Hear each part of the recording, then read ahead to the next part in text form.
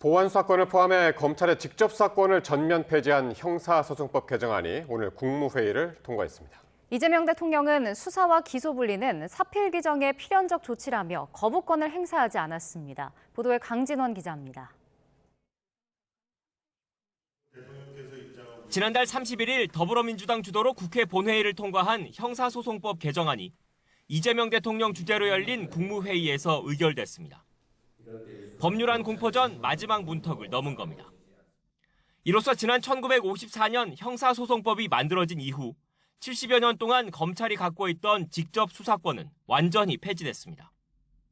경찰에서 송치받은 사건에 대한 보안 수사권도 마찬가지입니다.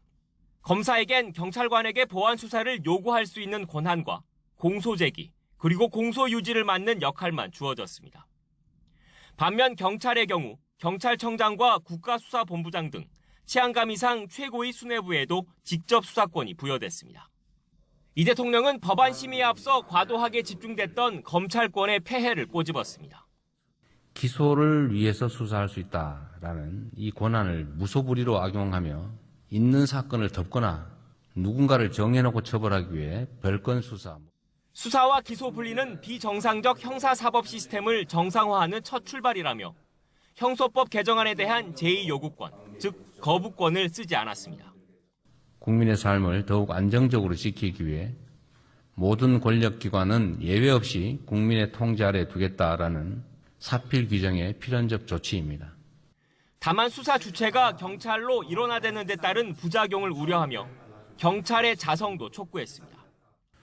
민중의 지팡이인 경찰 역시 뼈를 깎는 자세로 내부 비리 근절과 피해자의 실질적 보호, 민주적 통제 강화에 총력 매진함으로써 이 대통령이 공개적으로 경찰의 수사권 독점과 비대화에 대한 우려를 표명한 만큼 관련 법령 정비 등 후속 조치가 뒤따를 거로 보입니다.